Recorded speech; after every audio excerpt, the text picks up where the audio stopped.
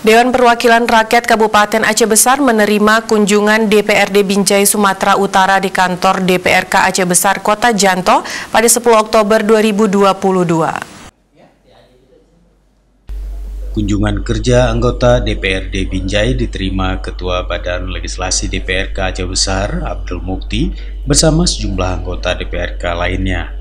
Abdul Mukti menyampaikan dalam kunjungan silaturahmi tersebut membahas sejumlah perbandingan antara tahapan rancangan undang-undang dan kanun. Di antaranya terkait regulasi yang mengatur pengembangan ekonomi lokal berbasis pariwisata di kedua daerah.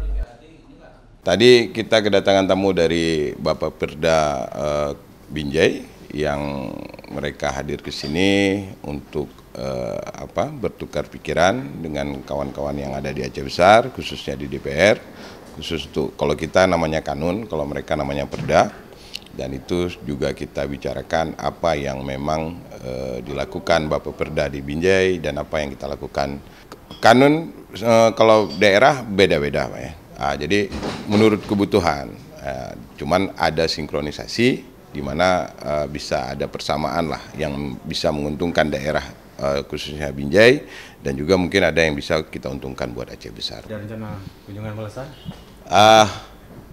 Pasti, karena kan yang namanya kawan-kawan di DPR ini kan kalau bertukar pikiran di satu sisi pasti akan kita lihat juga daerah mereka bagaimana hasil perda mereka buat, mungkin seperti itu.